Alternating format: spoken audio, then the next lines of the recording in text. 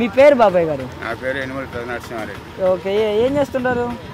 వ్యవసాయం. మరి ఏంటి సచివాలయం దగ్గరికి ఎందుకు వచ్చారు? పెన్షన్ కోసం. పెన్షన్ కోసమా? మరి మీకు ఇళ్ళ దగ్గరికి తీసుకుని వచ్చారు కదా ఇంతకు ముందు దాకా? ఇచ్చారు.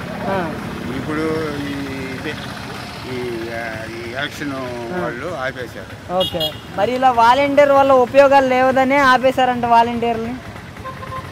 ఏం వాలంటీర్ల వాళ్ళ ఉపయోగం ఎందుకు లేదు? బంగారం వాళ్ళ ఇప్పుడు ఈ 5 ఏళ్ల నుంచి ఇంటికి వచ్చి ఇచ్చిపోతున్నారు వాళ్ళే.